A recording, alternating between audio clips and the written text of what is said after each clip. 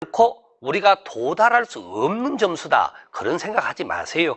충분히 가능성이 있는 공부를 하신다. 그렇게 생각하는 게 오히려 더 공부의 효율성을 높일 수 있다. 그렇게 말씀을 드려보겠습니다.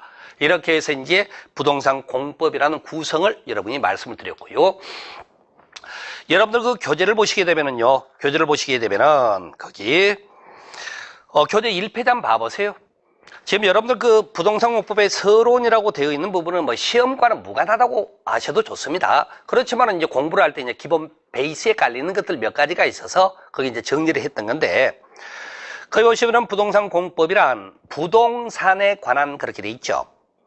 행정 주체의 조직, 작용, 구제에 관한 공법을 말한다. 이렇게 돼 있다는 거죠. 행정 주체라는 것은 행정을 담당하고 이끌어가는 그 주체를 말합니다. 그럼 이제 현실적으로 이제 행정 부서를 말한다고 하시면 되겠죠. 거기 이제 조직 관계, 그 다음에 작용이라고 해서 행정 행위라든지 행정 계획이라든지 행정 집행하는 걸 작용이라고 칭하는 거죠.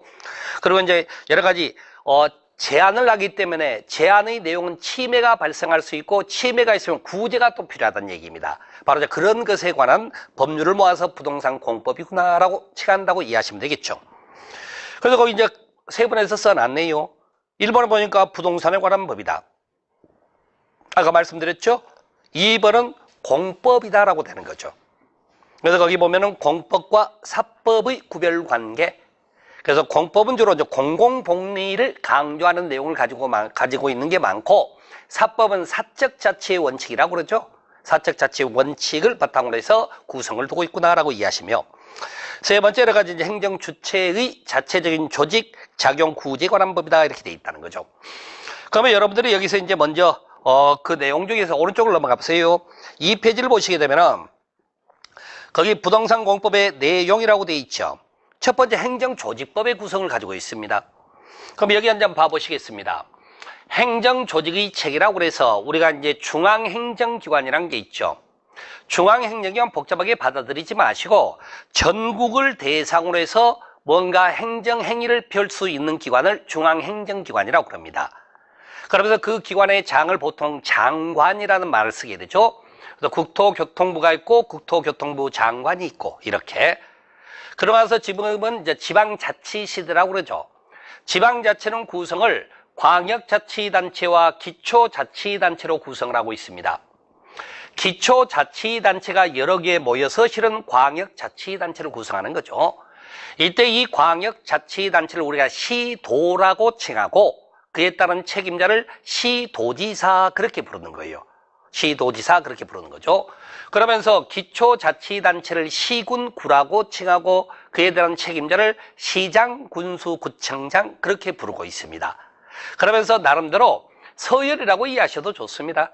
제일 높은 책임자, 그 중간 단계 책임자, 그리고 이제 마지막 권한자 이런 식으로 해서 서열 관계다라고 이해하시는 게 좋을 것 같고, 그러면 여기서 여러분들 알아둘 게 뭐냐면은 우리가 서울특별시라는 광역자치단체 안에 25개 구가 구성이 되어 있고요.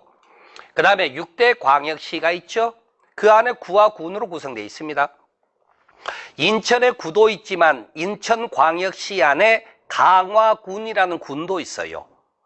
부산광역시 안에 동래구, 해운대구 하는 구도 있지만 또 뭐가 있죠? 기장군이라는 군도 있다라는 거예요. 바로 그런 부분에서 이제 구와 군으로 구성되어 있고, 그리고 특별자치시는 세종시입니다. 세종시가 과거에 충청남도 관할구역 안에 지금 그 범위가 설정이 되는 건데요. 그런다고 충남도 관할이 아니라 정부 직속으로 되어 있고요. 그 다음에 특별자치도는 제주도입니다. 제주도는 일반 도하고 구성이 다릅니다. 그래서 제주도는 따로 구별을 하고, 그 다음에 예를 들어 경기도 아래 여러 개의 시군이 있겠죠. 안양시, 수원시 등등, 그리고 연천군 등등 이렇게 시군이 모여서 우리가 이제 광역자치단체로 경기도가 있더라 그렇게 하시는 거죠. 이런 과정에서 우리가 이제 서열 관계로서 제일 높은 책임자 중앙행정기관장, 주로 이제 국토교통부 장관만 기억하시면 좋아요, 여러분은. 그 다음에 시도지사급이 있고 시장수 구청장급이 있더라. 그러면서 여기서 우리가 이 광역자치단체나 기초자치단체장 특징이 하나 있죠. 자기 관할구역을 벗어나서는 아무런 권한은 없습니다. 자기 관할구역 안에서만 권한을 행사하거나 그렇게 알아두시면 되고요. 여기서 이제 추가적으로 알아야 될 내용이 있어서 말씀드릴게요. 여기 도알의 시군으로 구성되어 있는데 시군은 다시 이렇게 쪼갭니다. 대도시와 일반시로 나눠요. 지방자치법 규정에 따라서 인구가 50만이 넘는 지역을 대도시라고 칭하기로 했습니다. 그리고 이제 50만이 안 되는 지역은 그냥 흔히 말하는 시에 해당되겠죠. 그래서 이제 대도시로 이제 구별을 하게 되는 건데, 그러면 여러분들이 이걸 지금 제가 이렇게 보여드리는 이유가 하나 있어요. 여러분들이 그 부동산 공법을 공부하는 과정에 첫 번째 난관에 부딪히는 게 바로 이 권한자 구성입니다. 누가 어떤 권한을 가지고 행사하는지에 대해서 굉장히 여러분들이 목매달고 있는데, 결론은 단순하게 말씀드려볼까요? 그 권한자 모른다고 해서 시험 떨어질 일이 절대 없습니다.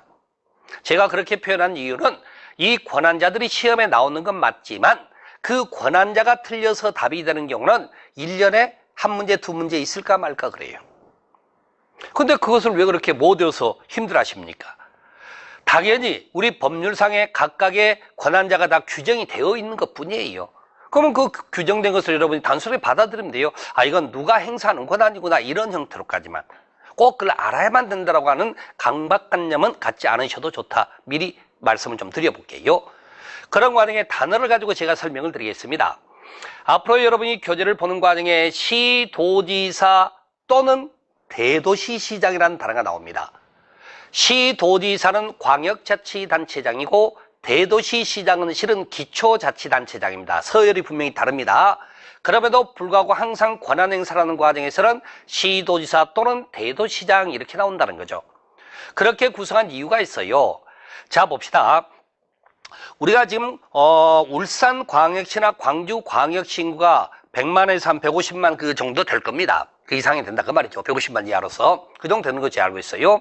그런데 경기도 수원시나 그 다음에 경상남도 창원시가요 인구가 100만이 넘습니다.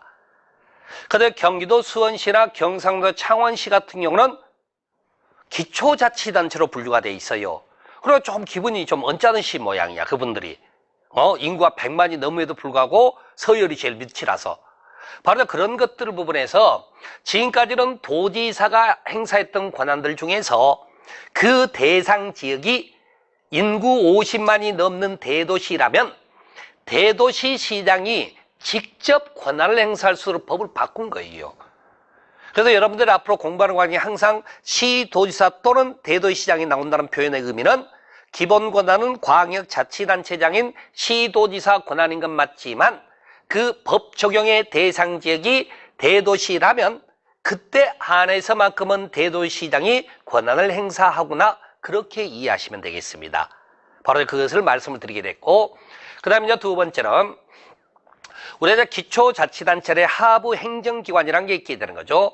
보시게 되면 이렇게 되어 있습니다.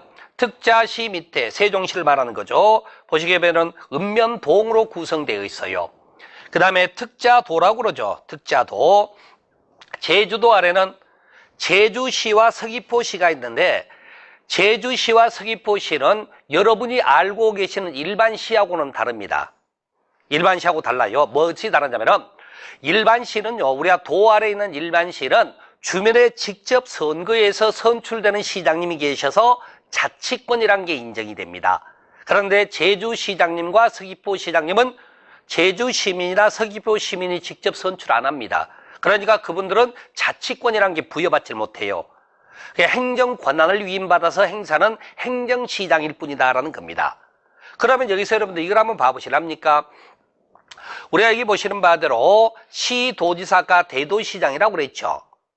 광역자치단체장 권한 중에서 대도시 안에서만큼은 도지사 대신에 대도시장 행사하듯이 이걸 좀 반대로 가겠습니다. 앞으로 여러분들이 특별자치시, 특별자치도, 시군구가 나와요. 달리 말하면은 특별자치시장, 특별자치도지사, 시장군수, 구청장 그 표현이 나온다는 얘기입니다. 그러면은 특별자치시장이나 특별자치도지사는 시장군수, 구청장보다는 상급이에요. 광역자치단체장입니다. 그럼에도 불구하고 항상 같이 언급이 돼요. 왜 같이 언급이 되느냐? 특별자치시나 특별자치도는 기초자치단체 구성이 없습니다. 법률적으로. 그러니까 기초자치단체장이 행사해야 될 권한이 있었다면 이것을 상급자인 누가 행사한다? 특자시 특자도지사가 행사를 하게 돼 있습니다. 그래서 같이 나오는 것뿐이에요. 그러면 여러분들이 이제 이건 이렇게 이제 말씀드릴게요. 결론적으로 여러분들이 공법을 공부하는 과정에 특별자치시 특별자치도와 그에 따른 책임자로서 특별자치시장 특별자치도지사는 지금부터는 유령이라고 칭합시다. 있으나 없으나 아무런 관계가 없어요. 여러분들 시험 공부하는 과정에서는. 이게 특자시 특자도라는 게 지문에 나타나 있든 지문에 없든 전혀 그건 의식하지 않고 공부하는 게 맞습니다. 그렇게 가시길 바랍니다. 바로 이제 그 내용을 두 번째로 말씀을 드렸고, 그 다음에 여기 보시게 되면은 여러분들이 이제 관할구역이라는 게 있어요. 빨간색 점선 영역을 우리가 관할구역의 범위로 설정을 했는데, 공법을 공부하는데 가장 기본이 되는 게 뭐냐면은요, 각각의 관할구역 안에서 관할구역의 장들이 그 시를 운영하기 위한 계획을 수립하고